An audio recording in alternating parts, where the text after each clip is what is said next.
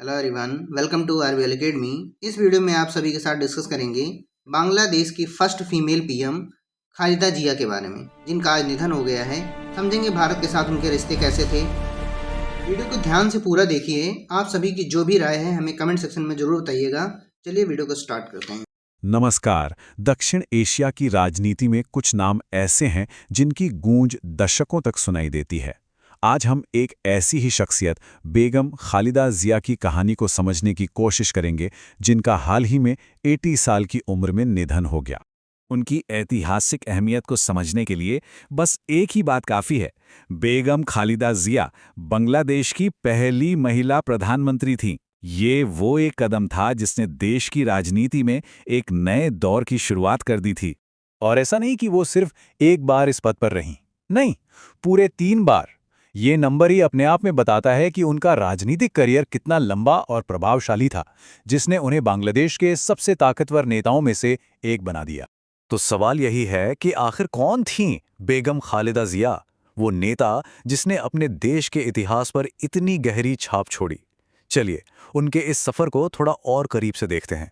देखिए, उनका राजनीति में आना कोई पहले से सोची समझी प्लानिंग नहीं थी, बल्कि ये एक राष्ट्रीय त्रासदी का नतीजा था।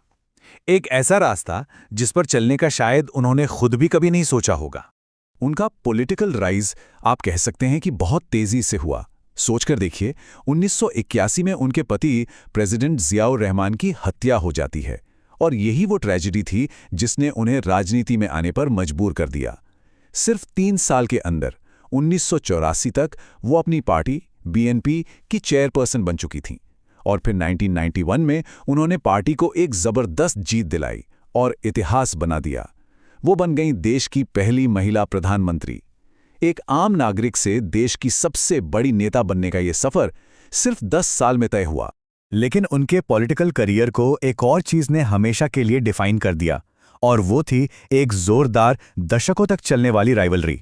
एक ऐसी टक्कर जिसने ना सिर्फ उनकी लेगेसी बल्कि पूरे बांग्लादेश की पॉलिटिक्स की शक्ल ही बदल दी। तो इस पूरी पॉलिटिकल कहानी में 2 मेन किरदार थे। एक तरफ बीएनपी की लीडर बेगम खालिदा जिया, और उनके सामने अवामी लीग की लीडर शेख हसीना। इन 2 पावरफुल महिलाओं के बीच जो सत्ता के लिए संघर्ष चला ना, वही बांग्लादेशी पॉलिटिक्स का सेंटर पॉइंट बन गया। उनकी ये राइवलरी इतनी मशहूर हो गई कि उसे एक नाम दे दिया गया, द बैटलिंग बेगम्स। और ये सिर्फ एक निकनेम नहीं था, ये उनके पर्सनल और पॉलिटिकल क्लैश का सिंबल बन गया। एक ऐसी कहानी जो पूरे देश में सुनाई जाती थी। घरेलू राजनीति की इस राइवलरी से आगे बढ़े तो उनकी लेगेसी को शेप करने में उनकी फॉरेन पॉलिसी का भी बड़ा हाथ था, खासकर 2 पड़ोसी देशों भारत और पाकिस्तान के साथ उनके रिश्तों का। भारत के साथ उनके रिश्ते अक्सर तनाव भरे ही रहे। दिलचस्प बात यह है कि उनका जन्म भारत के जलपाईगुड़ी में हुआ था, लेकिन एक नेता के तौर पर उनका रुख भारत के लिए काफी सख्त माना जाता था। इसका सबसे बड़ा एग्जाम्पल जब उन्होंने नेशनल सिक्योरिटी का हवाला देकर भारत को बांग्लादेश से लैंड ट्रांजिट रूट देने से साफ मना कर दिया था। और इस एक फैसले ने दोनों देशों के बीच डिप्लोमेटिक टेंशन को काफी ज्यादा बढ़ा दिया। अब इसके बिल्कुल उलट पाकिस्तान के साथ उनके रिश्ते काफी बेहतर थे, काफी सौहार्दपूर्ण थे। इसकी एक वजह इतिहास में भी है। उनके पति जियाउर रहमान 1971 की जंग से पहले पाकिस्तान आर्मी में ऑफिसर थे, तो इस हिस्टोरिकल कनेक्शन ने भी पाकिस्तान के साथ एक मजबूत डिप्लोमेटिक रिश्ता बनाए रखने में एक जरूरी रोल प्ले किया।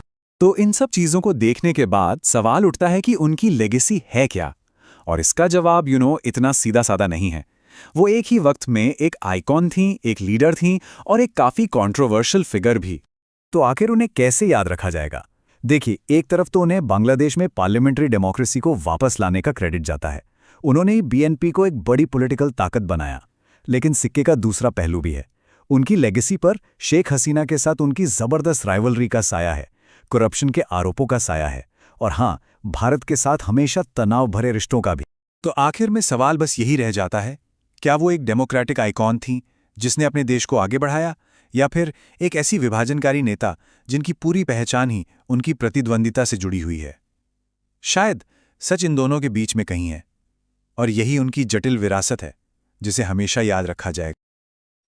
दोस्तों, मैं उम्मीद करता हूँ आप सभी को बांग्लादेश की पॉलिटिक्स, भारत के साथ रिश्तों के बारे में काफ़ी जानकारी मिली होगी। आप सभी को यदि वीडियो पसंद आई है तो लाइक ज़रूर करिएगा, साथ में अपने विचारों को कमेंट सेक्शन में लिखिएगा। आप सभी के लिए बांग्लादेश का जन्म कैसे हुआ यानी 1971 वार पे हमने एक वीडियो आप सभी के लिए तैयार किया है, उसे आप देखिएगा, आपको काफ़ी अंडरस्टैंडिंग मिलेगी। वीडियो देखने के लिए आप सभी का बहुत बहुत धन्यवाद।